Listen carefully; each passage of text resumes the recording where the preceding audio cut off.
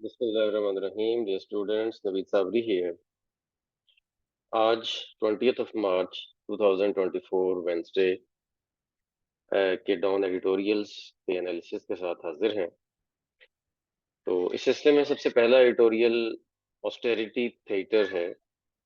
Austerity का मतलब होता है सादगी, किफायतशुआरी, और थिएटर आप अच्छी तरह से समझते हैं जहाँ पे ड्रामा होता है।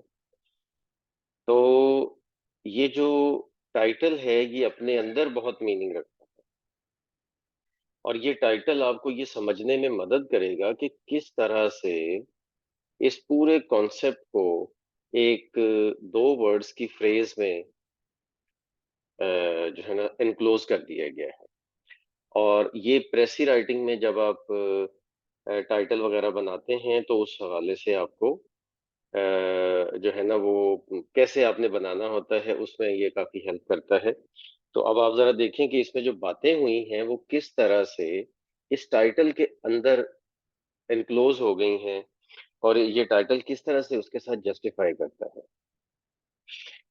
तो कहा गया है इस फर्स्ट पैराग्राफ में कि गवर्नमेंट का ये डिसीजन है कि कफायतशुआरी की जाएगी, यानी कि गवर्नमेंट के खर्चे कम से कम किए जाएंगे। ये जो बात है, ये न्यूज़पेपर कहता है कि ये बात सिर्फ और सिर्फ एक शो लगती है, एक्चुअल सब्सटेंस ये नहीं है, एक्चुअल बात ये नहीं है। ये इसने एक अपना थीसिस दे दिया शुरू में। अब आप देखें कैसे उसको वो आगे प्रूव करता है। अच्छा, और फिर उसने ये कहा कि जो कैबिनेट मेंबर्स हैं उनके जो इंटरनेशनल ट्रिप्स हैं वो एक साल में सिर्फ 3 होंगे, इससे ज्यादा नहीं वो ले सकते। ठीक है। और न्यूज़पेपर कहता है कि ये फाइनेंशियल क्वागमायर में, ये जो हम मुआशी दलदल में फंसे हुए हैं उसके लिए ये नेगेटिव चीज है। और ये डिसीजन के जी जब प्रेसिडेंट या प्राइम मिनिस्टर या कैबिनेट के या गवर्नमेंट के और लोग कहते हैं जी हम अपनी सैलरीज नहीं लेंगे, तो ये सिर्फ और सिर्फ एक नारा रह जाता है। इसके जो एक्चुअल हमें जो बेनिफिट्स मिलने होते हैं वो कभी भी नहीं मिलेंगे। तो इसलिए पाकिस्तान को इस मुश्किल सूरत हाल से निकालने के लिए ये सिर्फ और सिर्फ एक शो है, ये एक्चुअल चीज नहीं है। मतलब जिसका एक्चुअल बेनिफिट हो जाएगा और नेशन को बेनिफिट होगा। कैसे? नेक्स्ट पैराग्राफ में ये जो रेड वाला पार्ट है इसमें ये बताया जाता है कि एमएनएज और सीनियर ब्यूरोक्रेट्स जो हैं उनको बिजनेस क्लास में ट्रेवल की इजाजत होगी, और वो यूरोपियन डेस्टिनेशंस या जहां पे भी हैं उनको रिटर्न टिकट्स मिलेंगे। अब ये उस कंट्री में किया जा रहा है कि जहां पे 40% लोग जो हैं वो पॉवर्टी लाइन से बिलो जिंदगी गुजार रहे हैं। 40% किसी भी सोसाइटी में, किसी भी नेशन में ये एक बहुत बड़ा फिगर है कि एक पॉवर्टी लाइन से नीचे, यानी कि पॉवर्टी लाइन से नीचे का मतलब क्या है कि वो लोग कि जिनको एक दिन का खाना मिल गया है और अब अगले दिन का खाना उनको मिलेगा या नहीं मिलेगा, ये है वो स्टैंडर्ड जिसके ऊपर पॉवर्टी लाइन सेट की जाती है। तो इसमें एक प्रॉपर फैक्ट्स एंड फिगर्स होते हैं जो बाद में आपके साथ शेयर कर दिए जाएंगे किसी और लेक्चर में। लेकिन ये कि फिलहाल आप ये समझ लें कि पॉवर्टी लाइन से 40% नीचे लोगों का जिंदगी गुजारने का मतलब ये है कि बहुत ही सीरियस फाइनेंशियल इश्यूज हैं उस कंट्री में। और ये जेट सेटिंग का एक वर्ड शुरू यूज किया है एग्जामिनर इसने, हमारे एडिटर ने, कि लॉ मेकर्स और ब्यूरोक्रेट्स की जो जेट सेटिंग है, जेट सेटिंग का मतलब होता है कि खामखा सफर करना, अपनी इंजॉयमेंट के लिए जो सफर करने वाला वो है, और पब्लिक मनी के ऊपर, ऑन पब्लिक कॉइन, यानी कि लोगों के पैसे पे, हमारे टैक्स के पैसे पे ये सफर करना, ये एक बहुत सीरियस चीज है। और ये जो डिस्पैरिटी है, ये जो नेक्स्ट वाला पार्ट है ये वाला, इसमें ये बताया गया कि ये डिस्पैरिटी बहुत बड़ी डिस्पैरिटी है। और जरा गौर करें, वो कहता है कि पाकिस्तान और यूके में अगर कंपैरिजन किया जाए तो पाकिस्तान और यूके में एक जो जेनिटर है, जेनिटर का मतलब है खाकरोब, स्वीपर, और एक सीनियर मोस्ट ब्यूरोक्रेट जो है वो टॉप लेवल का जो ब्यूरोक्रेट है, उन दोनों की सैलरीज में सिर्फ 1:8 की रेशो होती है। यानी कि अगर यानी कि अगर हमारा जो जेनिटर है, जेनिटर की सैलरी अगर 1000 है, तो सीनियर ब्यूरोक्रेट की 8000 होगी। ये यूके की बात हो रही है। और अगर 1 लाख है स्वीपर की, तो 8 लाख होगी किसकी? सीनियर ब्यूरोक्रेट की, सीनियर मोस्ट ब्यूरोक्रेट की। बाकी सारे इसके अंदर अंदर है, ठीक है। बाकी सारे इससे नीचे नीचे सैलरीज लेने वाले होंगे, यानी कि जेनिटर की सैलरी का उनके साथ रेशो और भी कम होगा। दूसरे लफ्जों में कहा यह जा रहा है कि बिल्कुल लो लेवल का एम्प्लॉय और बहुत टॉप लेवल का एम्प्लॉय, दोनों की सैलरीज में सिर्फ 1:8 की रेशो है। लेकिन पाकिस्तान में क्या है? पाकिस्तान में 1:80 की रेशो है। 1:80 की रेशो है, यानी कि अगर बिल्कुल लो लेवल के एम्प्लॉय की सैलरी अगर 1000 रुपीज है, 1000 रुपीज है, तो टॉप मोस्ट ब्यूरोक्रेट की 8 लाख रुपीज, ठीक है। और इसी तरह से अगर 2000 है लो लेवल वाले की, जेनिटर की, तो उधर 16,000, 16 लाख होगी। इतना बड़ा डिफरेंस है। और ये उस कंट्री की रेशो का डिफरेंस है कि जिस कंट्री में लोग बिलो पॉवर्टी लाइन रहते हैं, ठीक है। और ये जो डिफरेंस है ये बड़ा क्लियरली आपको याद भी रखना चाहिए, और ये बहुत इंपॉर्टेंट फैक्ट है, जो हमें बताता है कि किस तरह से हमारे इकोनॉमिक मेजर्स को डील किया जा रहा है।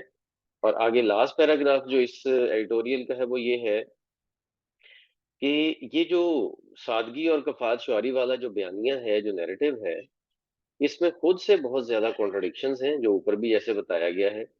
खुद में बहुत ज्यादा कॉन्ट्रडिक्शंस हैं इसमें। नजर नहीं आता कि ये कोई जेन्युइन एफर्ट है। वो कहता है कि जेन्युइन चीज वो है कि अगर सिर्फ और सिर्फ ये सिंसेरिटी वाला जो है, वो ऑस्टेरिटी वाला, कफायत वाला दिखावा ना किया जाए, बल्कि उसके अंदर सिंसेरिटी नजर आए, उसके अंदर खुलूस नजर आए। और वो खुलूस कैसे नजर आएगा? कि जब आप रियल लेवल पे कुछ फैसले करेंगे, हार्ड चॉइसेस, आप मुश्किल फैसले करेंगे, जेन्युइन सेक्रीफाइस करेंगे, और not selective tokenism. Selective tokenism एक अच्छी टर्म दी गई है कि मतलब ऐसे ही सिलेक्टिव लेवल पे कुछ थोड़े से काम करके तो ये कहा जाए कि जी हम बहुत बड़ी कुर्बानी दे रहे हैं, तो ऐसा नहीं है। सिलेक्टिव लेवल क्या है कि जी वो जी प्रेसिडेंट कह रहा है जी हम सैलरी नहीं लेंगे, प्राइम मिनिस्टर नहीं लेगा, कैबिनेट नहीं सैलरी लेगी, तो उससे सैलरी ना लेने से क्या होगा? आपके पर्क्स, आपके जो एडिशनल बेनिफिट्स हैं वो तो इतने ज्यादा हैं कि वो आम जो आदमी है उसके लेवल के साथ वो मैच ही नहीं करते। तो फिर आपको कुर्बानी तो नहीं दे रहे ना। अच्छा, फिर उसके बाद ये है कि वो आगे वही चीज बता रहा है कि ये जो बेनिफिट्स हैं, ये कंटिन्यूड अलाउंस ऑफ बेनिफिट्स और ये हाफ मैयर्स, ये सब कुछ जो है ये आगे किया गया है, ये काफी नहीं होगा, ठीक है। ये बिल्कुल काफी नहीं होगा। और symbolic gesture want do any more, ये जो सिंबॉलिक जेस्चर्स हैं ये अब कुछ काम करने वाले नहीं हैं, बल्कि fundamental reassessment of the priorities and spendings ये होनी चाहिए कि किस तरह से गवर्नमेंट स्पेंडिंग का रुख जो है वो आम लोगों की तरफ मोड़ा जाए, with a laser focus. Laser focus का मतलब है कि बिल्कुल कंट्रोल फोकस रख के डायरेक्टली ये किया जाए और आम लोगों की तरफ इस सारे जराए का रुख मोड़ा जाए। तो सस्टेनेबल इकोनॉमिक रिकवरी की तरफ हमारा सफर हो सकता है। अदरवाइज हमें तबाही से, इकोनॉमिक तबाही से कोई नहीं रोक सकता जिसकी तरफ हम जा रहे हैं। सस्टेनेबल इकोनॉमिक रिकवरी वो होती है कि जिसमें जो इकोनॉमिक ग्रोथ नजर आए वो आहिस्ता आहिस्ता फिर आगे उसी स्पीड से चलती जाए, वो रुके ना। हमारे यहाँ कोई भी ऐसे 3 या 4 साल हिस्ट्री में बहुत ही कम नजर आते हैं कि जिसमें एक सस्टेनेबल ग्रोथ आपको नजर आए, ठीक है। 90s में नवाज शरीफ के एक दौर में देखा गया ये ट्रेंड, इमरान खान के 3 4 साल जो गवर्नमेंट थी उसमें ये ट्रेंड देखा गया, और इसके अलावा उससे पहले जिया दौर में कुछ देखा गया, ठीक है। लेकिन ये है कि बाकी कोई बहुत ज्यादा हमें ये चीजें नजर नहीं आती, बस छोटे छोटे पैचेस हैं जिसमें कुछ 3 4 साल में इकट्ठी हमें कुछ ग्रोथ नजर आई, या 5 साल में, बस इससे ज्यादा कुछ नहीं है। अच्छा और स्टूडेंट्स में साथ-साथ ना कुछ ऐसी टर्म्स आती हैं जिनको मैं एक्सप्लेन भी करता हूँ, तो आप लोगों को थोड़ा-सा उस पे भी फ़ोकस करना चाहिए। मतलब मेरा मकसद ये सिर्फ़ ये नहीं है कि मैं आपको ये वाला जो है वो एक्सप्लेन कर दूँ ये जो एडिटोरियल है, एडिटोरियल एक्सप्लेन कर दूँ और बीच में जो टर्म्स आएँ और वो आपको समझ ना आए तो फिर उसका फ़ायदा ही कोई नहीं एक्सप्लेन करने का। तो इसलिए थोड़ा-सा मुझे इसमें टाइम लगता है और आप ज़रूर इसको समझा करें, जैसे कि अभी हमने कुछ बातें की। आगे चलते हैं तो नेक्स्ट एडिटोरियल है हमारा थ्रिलिंग फिनिश। ये जो हमारी पाकिस्तान सुपर लीग हो रही थी, पीएसएल, उसमें क्रिकेट में जो फिनिश हुआ है और यूनाइटेड जो इस्लामाबाद यूनाइटेड की टीम है, उसने कंसेक्टिव थर्ड विक्ट्री इसमें हासिल की है। तो उसके बारे में बताया है कि किस तरह से ये एक थ्रिलिंग किस्म का मैच था जिसमें हुनैन शाह ने बहुत अपना जो है ना एक समझ लें कि एक विक्ट्री इनिंग्स जो है वो खेली है और एंड पे उसने एक 4 लगाकर लास्ट बॉल पे इस मैच को फिनिश किया और इसको जीता। लेकिन कहता है कि ये सिर्फ हुनैन शाह के ऊपर बेस नहीं करती बात, असल में इमाद वसीम ने एक अच्छी स्टैंडिंग दे दी थी स्टार्ट में, तो फिर ये एंड पे वो टीम इस काबिल हुई कि वो जीत सके। तो इस फाइनल के बाद वो कहता है कि हमें पता चला कि इमाद वसीम एक मतलब एक ऐसा प्लेयर है कि जो इंटरनेशनल क्रिकेट से रिटायर हो चुका है लेकिन उसको वापस आने की अभी ज़रूरत है क्योंकि उसने खुद इशारा दिया है कि अभी 4 to 5 इयर्स उसकी क्रिकेट के बाकी हैं तो ज़रूर उससे हमें फ़ायदा लेना चाहिए क्योंकि T20 का वो बड़ा अच्छा प्लेयर है। फिर इसी तरह से शादाब खान है, इसी तरह से मोहम्मद आमिर हैं, ये वो लोग हैं कि जिनको अब आगे आने वाले कुछ सालों में एक अच्छा मौका मिलना चाहिए क्योंकि शाहीन शाह अफरीदी है या हारिस रऊफ है, ये दोनों कोई बहुत अच्छा इम्प्रेस नहीं कर सके। तो इसलिए जो ये वाले प्लेयर्स हैं, इमाद है, शादाब है, मोहम्मद आमिर है, इनको अगले कुछ सालों में इनसे ज़रूर टीम में जगह बननी चाहिए और इनसे काम लेना चाहिए क्योंकि ये बहुत अच्छा खेल रहे हैं। और फिर आगे उसने नेक्स्ट पैराग्राफ में ये बताया है कि हमारा पीएसएल जो है वो हमेशा से हमें अच्छे प्लेयर्स पैदा करके दे रहा है और हमें ये इशारा करता है कि किस तरह से हम नए प्लेयर्स को मौका दें और यही चीज़ इमाद, आमिर, साइम अयूब, आज़म खान, उसामा मीर वगैरह के लिए है कि अपकमिंग सीरीज़ जो हैं वो न्यूज़ीलैंड और इंग्लैंड की, उनके अंदर इनके कॉम्बिनेशंस को ट्राई किया जाए। जैसा कि शादाब, बाबर आज़म और मोहम्मद रिज़वान और इफ्तिखार अहमद, ये 4 प्लेयर तो किसी हद तक हमारी टीम में पक्के हैं। लेकिन ये कि बाकी तो कोई कॉम्बिनेशंस हमें बन नहीं पा रहा ना, तो इसलिए इंटरनेशनल लेवल पे जो हमारी टीम है उसमें नए प्लेयर्स को न्यूजीलैंड और इंग्लैंड के टूर्स में मौका दे के इनको आगे आने वाले इवेंट्स के लिए चेक किया जाए और फिर उसकी बेस पे फर्दर सिलेक्शंस की जाए। ये हमारा सेकंड एडिटोरियल था। अब थर्ड एडिटोरियल है ट्रेडिंग कॉशियसली। ये ट्रेडिंग कॉशियसली ये भी इकोनॉमिक बैकग्राउंड का अ, समझ लें कि एडिटोरियल है जिस तरह से ये फर्स्ट वाला ऑस्टेरिटी मेजर्स के हवाले था कफायत शुआरी के जो मेथड्स हैं लेकिन ये जो है ये ट्रेडिंग कॉशियसली का मतलब क्या है कि स्टेट बैंक का जो डिसीजन है कि वो टाइट मॉनेटरी पॉलिसी रखेगा उसको और ये नई गवर्नमेंट आई है तो स्टेट बैंक की ये जो स्टेटमेंट आई है कि वो स्टेटस को बरकरार रखेगा इंटरेस्ट रेट के ऊपर यानी कि जो इंटरेस्ट रेट चल रहे हैं वो उन्हीं को बरकरार रखेगा। ये जो स्टेट बैंक का डिसीजन है इसके ऊपर ये पूरी बात की गई है और स्टेट बैंक ने कहा है कि हम टाइट मॉनेटरी पॉलिसी ही रखेंगे। अच्छा यहाँ पे ना स्टूडेंट्स आपको एक बात समझ लेनी चाहिए कि ये मॉनेटरी पॉलिसी क्या है। वैसे तो इसकी बहुत ज्यादा डिटेल्स होती हैं लेकिन मैं जस्ट आपको 2-3 सेंटेंसेस में ये बताऊंगा कि स्टेट बैंक एक मॉनेटरी पॉलिसी डिवाइस करता है, वो सजेस्ट करता है और उसको इम्प्लीमेंट करता है। वो जाहिर है कि काफी हद तक जो सिटिंग गवर्नमेंट होती है उस गवर्नमेंट की जो है ना वो प्रायोरिटीज की बेस पे ही ये चीज होती है और वो मॉनेटरी पॉलिसी में जो सबसे इम्पोर्टेंट चीज है वो होती है इंटरेस्ट रेट। इंटरेस्ट रेट यानी कि कितना सूद का रेट कितना होगा गवर्नमेंट जो लोग बैंकों में पैसा रखेंगे, उनको उनका कितना इंटरेस्ट मिलेगा, ये स्टेट बैंक डिसाइड करता है। और यहाँ पे एक बात मैं 1-2 मिनट लगा के आपको समझा देता हूँ कि इंटरेस्ट रेट अगर स्टेट बैंक ज्यादा रखेगा तो लोग बैंकों में पैसा ज्यादा रखना शुरू कर देंगे। लोग, जितनी भी लोगों की सेविंग्स होंगी, जो एक्स्ट्रा पैसा लोगों के पास होगा, वो बैंक्स में रखना शुरू कर देंगे। अच्छा, बैंक्स में रखना शुरू कर देंगे तो इसकी एक पॉजिटिव चीज ये होगी कि ओवरऑल मार्केट में पैसा कम हो जाएगा और लोग पैसा बैंकों से निकलवाने की कोशिश कम करेंगे, क्योंकि उनको पता होगा कि बैंक में पैसा हमारा रहेगा तो हमारी इन्वेस्टमेंट बनेगी और ज्यादा हमें उसका इंटरेस्ट आएगा और अपना ज्यादा उसका फायदा होगा। तो इन्फ्लेशन कम होती है। लेकिन दूसरी तरफ से नुकसान ये होता है कि लोग सिर्फ बैंक में पैसा रखने को तरजीह देते हैं, उसको इन्वेस्ट नहीं करते। तो अब इन्वेस्ट नहीं करेंगे तो फिर उसका नुकसान ये होता है, इन्वेस्ट ना करने का नुकसान ये होता है कि आम जो इकोनॉमिक ग्रोथ है कंट्री की, वो रुक जाती है।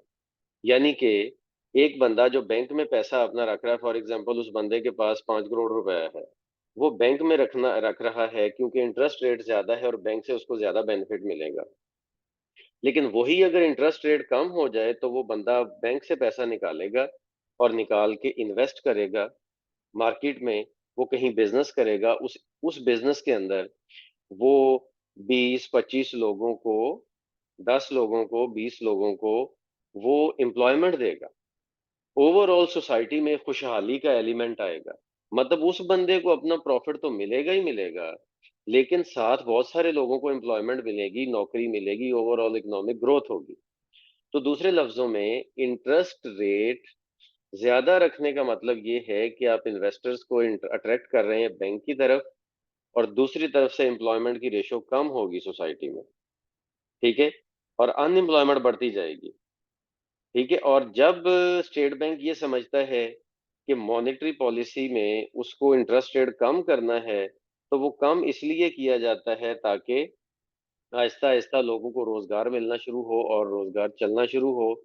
और जो लोग, जिन लोगों के पास रोजगार नहीं भी है, उनको भी रोजगार मिलना शुरू हो, क्योंकि लोग फिर तरजीह देंगे कि बैंक में पैसा ना रखा जाए बल्कि इन्वेस्ट किया जाए डिफरेंट कारोबार के अंदर। और डिफरेंट बिजनेसेस जब वो बनाएंगे तो ऑटोमेटिकली लोगों को एम्प्लॉयमेंट मिलेगी। छोटा तबका जो है, जो थोड़े पैसे कमाने वाला तबका है, उसको एम्प्लॉयमेंट मिलेगी, उसको रोजगार मिलेगा।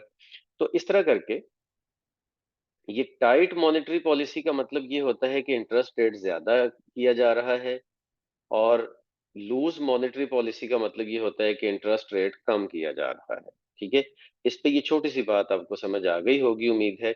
लेकिन कमेंट सेक्शन में आप अपना कोई भी क्वेश्चन पूछ सकते हैं, जिसको मैं आगे आने वाले लेक्चर्स में जरूर एक्सप्लेन करूंगा। अच्छा, और ये जो टाइट मॉनेटरी पॉलिसी होती है ना, ये हमेशा कॉशियस अप्रोच की वजह से होती है। यानी कि फ्यूचर में पैसा जब बैंकों के पास आएगा तो इसका मतलब पैसा स्टेट बैंक के पास है, और स्टेट बैंक के पास है तो इसका मतलब है कि स्टेट बैंक को अपने फर्दर डिसीजंस करने में आसानी होगी। क्योंकि जब पैसा बैंकों के पास होता है तो डिसीजन मेकिंग में ज्यादा आसानी होती है। जब पैसा जा रहा होता है इकोनॉमिक ग्रोथ की तरफ, जब पैसा कम इंटरेस्ट रेट की वजह से इन्वेस्टमेंट हो रही होती है और इन्वेस्ट कर रहे होते हैं ना लोग, तो तब फिर स्टेट बैंक को नहीं पता होता कि अब कितना पैसा हमारे पास वापस आएगा बैंकों में, कितना नहीं आएगा। क्योंकि स्टेट बैंक का कंट्रोल तो सिर्फ उसी पैसे पे है ना, जो पैसा जो पैसा बैंक के अंदर है। और हमारा जैसा कंट्री जो है, जिसमें कि इनफॉर्मल इकोनॉमी बहुत ज्यादा है, जिसके ऊपर टैक्स ही नहीं ले पाती गवर्नमेंट और वो सारा, तो वो तो फिर जाहिर है कि थोड़ा सा ऐसी चीज होती है कि जिसमें स्टेट बैंक के लिए डिसीजन मेकिंग बड़ी मुश्किल हो जाती है, तो वो कॉशियस अप्रोच नहीं है। तो कहा यह जा रहा है कि स्टेट बैंक जो है वो अपनी कॉशियस अप्रोच को जारी रखते हुए टाइट मॉनेटरी पॉलिसी रखेगा, और फिर आगे आने वाले फ्यूचर में ये होगा। और ये जो इस वाले पार्ट में बताया गया है, वो ये बताया गया है कि ये इस वजह से ये डिसीजन किया जा रहा है कि इसमें बैंक्स ने ये कहा है कि उनके फिस्कल इम्बैलेंसेस हैं और जो बाहर से पैसा आना है उसकी उसकी कोई गारंटीज नहीं है कि जी वो कितना एक्सटर्नल इनफ्लोज उनके पास आएंगे। इसलिए बेहतर ये है कि आप इंटरेस्ट रेट को बेहतर ही रखें, यानी कि बैंक्स ने ये सजेस्ट किया है स्टेट बैंक को। और उसके बाद फिर है कि ये जो पॉलिसी डिसीजन है कि जी हाँ, और हाँ, पॉलिसी डिसीजन कहते हैं, पॉलिसी डिसीजन ने ये नोट किया है कि जनवरी में इन्फ्लेशन कम हुई थी, लेकिन फिर अगर हम इस लेवल पे आगे देखें मार्च में तो इन्फ्लेशन रिमेन्स हाई, इन्फ्लेशन फिर वही ज्यादा है। ठीक है, मतलब इतना इंटरेस्ट रेट ज्यादा होने की वजह से इन्फ्लेशन कम नहीं हो रही। इन्फ्लेशन को हालांकि कम होना चाहिए, वो कभी कम हो रही है कभी ज्यादा हो रही है। इसका मतलब है अभी तक बैंक्स जो हैं वो उस चीज को सही तरह से रीड ही नहीं कर पाए कि असल में स्पेंडिंग का लोगों का ट्रेंड क्या जा रहा है। तो इसलिए फिर अभी तक जो पुरानी अप्रोच है, कॉशियस अप्रोच, उसी के ऊपर चीजें चलती रहेंगी। ठीक है, और इन्फ्लेशन को कम करने की कोशिश की जाती रहेगी। ठीक है, और सितंबर 2025 तक जो टारगेट है कि 5 to 7% तक इन्फ्लेशन को ले आया जाए, इसको अचीव करने की पूरी कोशिश की जाती रहेगी। अच्छा, और उसके बाद कि जी स्टेट बैंक का ये जो डिसीजन है कि इंटरेस्ट रेट को पॉजिटिव ही रखा जाएगा, यानी कि आगे जो है वो इंटरेस्ट रेट बढ़ने के चांसेस तो हो सकते हैं, कम होने के चांसेस नहीं हैं। और ये डाउनवर्ड पाथ कब लेगा, इसका कोई खास इंडिकेटर्स हमें नजर नहीं आते। उसकी वजह यही है कि ग्लोबल लेवल पे इंटरनेशनल मार्केट में ऑयल प्राइसेस जो हैं वो ज्यादा होंगी। अब जब इंटरनेशनल लेवल पे ऑयल प्राइसेस जो हैं वो आहिस्ता आहिस्ता इंक्रीज हो रही हों, या लोगों को पता हो कि अब कीमतें बढ़नी हैं, तो वो ऑयल वाली इंडस्ट्री के अंदर इन्वेस्ट करने को ज्यादा प्रेफर करते हैं कि आगे उनको ज्यादा प्रॉफिट मिलेगा। इसलिए फिर इंटरनेशनल जो हमारे पाकिस्तानी हैं या दूसरे लोग हैं वो हमारे बैंकों में पैसा रखेंगे कि हमारे हाई इंटरेस्ट रेट की वजह से उनको ज्यादा फायदा मिलेगा, इस चीज की भी कोई गारंटी नहीं है। क्योंकि ऑयल प्राइसेस ज्यादा हो रही हैं और लोग तरजीह देंगे कि वो ऑयल के सेक्टर में जाके इन्वेस्ट करें, वो हमारे बैंकों में इन्वेस्ट नहीं करेंगे, या बहुत ही कम चांसेस हैं कि वो इन्वेस्ट करेंगे। तो इसलिए फिर यहाँ पे कोई भी मिस स्टेप का मतलब है कि कोई भी ऐसा स्टेप के जो स्टेट बैंक के क्लोज कंट्रोल में ना हो, वो लेना जो है वो इकोनॉमी के लिए फर्दर प्रॉब्लम में आ सकता है। तो इसलिए ये जो हमारा जो सिस्टम चल रहा है महंगाई का, ये इसी तरह से अभी चलता रहेगा। क्योंकि अगर कोई थोड़ा सा बोल्ड डिसीजन स्टेट बैंक लेता है तो उसका फायदा तो हो सकता है, लेकिन हो सकता है कि नुकसान बहुत ज्यादा हो जाए। तो इसलिए फिर ये अभी स्टेटस को ही चलता रहेगा, और जो कॉशियस अप्रोच है, जो एक मोहतात अप्रोच है स्टेट बैंक की मॉनेटरी पॉलिसी के हवाले से, वो चलती रहेगी। तो स्टूडेंट्स, दो बातें, एक तो ये कि कोई भी क्वेश्चन हो वो आप कमेंट सेक्शन में कर सकते हैं, पहली बात। और दूसरी बात ये कि जो फर्स्ट कमेंट में जो क्वेश्चंस दिए जाते हैं ब्लैंक्स की फॉर्म में, उनके आंसर्स भी दिया करें कमेंट सेक्शन में, ताकि आपको ये पता चले कि आपकी वोकेबलरी कितनी इंप्रूव हो रही है। तो आज के लिए इतना ही। See you in the next lecture. अल्लाह हाफिज।